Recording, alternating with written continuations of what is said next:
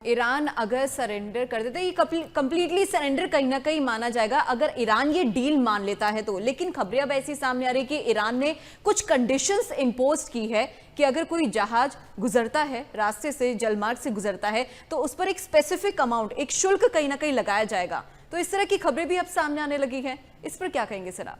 देखिए, ये कल ट्रम्प से भी पूछा गया, भाई ये कह रहे हैं जी। पैसे ले रहे, तो आपको क्या मानने? कहता पैसे लेने तो हम लेंगे ना, अमेरिकन लेंगे, ये काहे को लेंगे? देखिए, किसी भी हालत से जो इस इस्लामिक रेजिम को पैसा मिलता है, ये से जहाद ही करेंगे। ये से बम बनाएंगे, मिसाइल बनाएंगे, बंकर बनाएंगे। बम, बंकर और बारूद, ये तीन चीजें ये करते, इसके अलावा ये कुछ करने वाले नहीं है।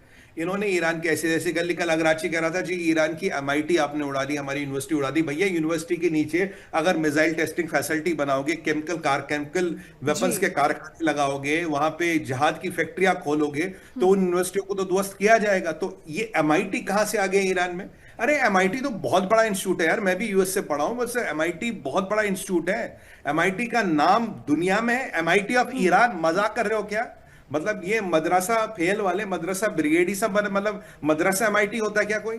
एमआईटी एमआईटी है। ईरान में एमआईटी की पूंछ भी नहीं है, मैं आपको बिल्कुल क्लियर बता दूं, कोई एमआईटी की पूंछ भी नहीं है। आप एमआईटी के आसपास भी नहीं आते। और अगर ईरान में एमआईटी है तो कासिम सुलेमानी की भतीजी और उसकी बेटी अमेरिका में क्या कर रही थी? अगर ईरान का एमआईटी है तो तुम्हारे अली लरेजानी की बेटी अमेरिकन यूनिवर्सिटी में क्या कर रही थी? तुम्हारा एमआईटी तो ईरान में, भैया वहां पढ़ा लेते ना।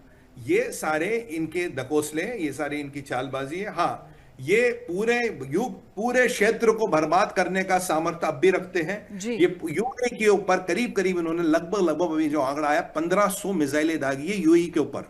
और अभी आप देखिए, इराक के 2 गैस फील्ड इन्होंने जला लिए, ठीक है जी। सऊदी में जो सबसे बड़ा जुबेल नाम का एक इंडस्ट्रियल कॉम्प्लेक्स है, जो सऊदी का मोटा मोटा 7 से 11% जीडीपी कंट्रोल करता, उस पर बहुत भयंकर नुकसान हुआ जी।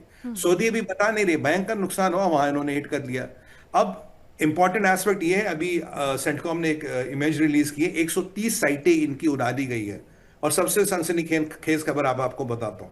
जब ये रेस्क्यू का सारा ऑपरेशन चल रहा था, जी। सारी प्रक्रिया चल रही थी, इसमें अमेरिकनों ने आईआरजीसी के हेडक्वार्टर में बी-2 बॉम्बर बुलाए अमेरिका से, व्हाइट मैन फील्ड से। 36 घंटे 37 घंटे उड़ के आए, तेहरान में पहुंचे, एक जगह बंकर बस्टर डाला और खत्म कर दिया, जब ये सारा दुनिया रेस्क्यू की तरफ देख रही थी। ये माना जाता है दीपाली जी, उसमें आईआरजीसी के टॉप मोस्ट कमांडरों की मीटिंग हुई थी। तो अब 50 मरे, 100 मरे, कितने मरे कुछ नहीं पता। यानी कि खमेनी स्टाइल अटैक, जो खमेनी को मारने के लिए अटैक किया गया, उसी स्टाइल का अटैक किया गया और इनके कई सारे कमांडर नेस्तो नाबूद हो गए, ये खत्म हो गए हैं। ये वाली बहुत इंपॉर्टेंट अपडेट है जो हमें अपने दर्शकों को शेयर करना चाहिए बिल्कुल। कि जब रेस्क्यू में दुनिया लगी थी, यहां इन्होंने क्या कर दिया। मैं आपको कहता हूं, 155 जहाज उतारना, डेल्टा उतारना, और ट्रंप ने कहा एक के लिए हमने कई हंड्रेड्स में उतारे, नंबर नहीं पता क्योंकि वो जो जनरल क्राइन थे वो मना कर रहे थे, नंबर मत बताए। हंड्रेड्स में लोग उतारे उतारे, निकाल आया, सबको सेफली निकाला, जो जहाज रह गया तो उसको फूंक दिया। और ईरान ने पूरी जान लगा दी, इन जहादियों ने पूरी, सबको लगा दिया, लोगों को भी लगा दिया। लाख लाख डॉलर मिलेगा, $70,000, जा मारो, तब भी कुछ नहीं कर पाया। आप सोचिए इनके कितने लोग मरे होंगे जिस जो लड़ाई हुई। अब जस्ट सोचिए ईरान के कितने लोग मरे। और ये अगराची किसको फोन कर रहा था? पाकिस्तान को, तुर्किया को, इजिप्ट को, बचा लो। मतलब पाकिस्तान बचाएगा तुम्हें, तुर्किया बचाएगा तुम्हें, इजिप्ट बचाएगा तुम्हें। मतलब, और अगर इजिप्ट से फोन करें तो सऊदी पे अटैक क्यों किया, यूएई पे अटैक क्यों किया, ये इराक के ऑयल फील्ड क्यों जलाए? इराक के सबसे बड़े 2 गैस फील्ड उन्होंने जलाए हैं। मैं आपके चैनल पे बार बार कह रहा हूं कि मिडिल ईस्ट से ट्रांसपोर्ट की बात दूसरी है बहन। पहले ये बता, वहां प्रोडक्शन हो रहा है, प्रोडक्शन 80% से ज्यादा खत्म हो चुका है। अगर ये गैस फील्ड दोनों इराक जिनकी मैं बात कर रहा हूं, अगर ये गए, जी। तो आप समझिए बहुत बड़ी नेचुरल गैस प्रोडक्शन की जो फैसिलिटी है वो गई। बहुत बड़ा नुकसान इराक का हुआ, बिलियंस ऑफ डॉलर्स का नुकसान हुआ है। और बाय द वे, इजरायलियों ने इनका शिराज में जो पेट्रोकेमिकल कॉम्प्लेक्स था पूरा ध्वस्त कर दिया, वो भी उड़ा दिया। तो मतलब देखिए, हर तरफ से तबाही हो रही है।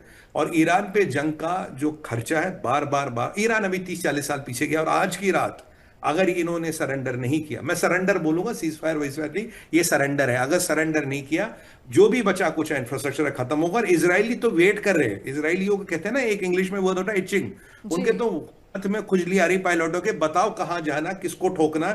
उन्होंने पूरी व्यवस्था बना ली, और जब कल हम शो पे मिलेंगे आप देखेंगे, अगर इन्होंने सरेंडर नहीं किया तो कल इतनी लंबी लिस्ट होगी कि कौन मरा, कौन गया, कितने पुल गए, कि मुझे लगता है आधे घंटे का शो शायद 1 घंटा करना पड़े तब भी पूरा ना हो।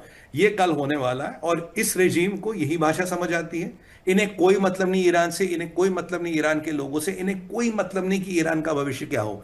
अपनी ताकत, अपनी अय्याशिया, अपना परिवार, अपने बच्चों को अमेरिका में पढ़ा रहा है। Date to America, date to Israel रोज करेंगे, पर मेरे बच्चे कहां पढ़ेंगे? अमेरिका में। और कहां का ग्रीन कार्ड चाहिए? अमेरिकन। कहां का पासपोर्ट चाहिए? अमेरिकन।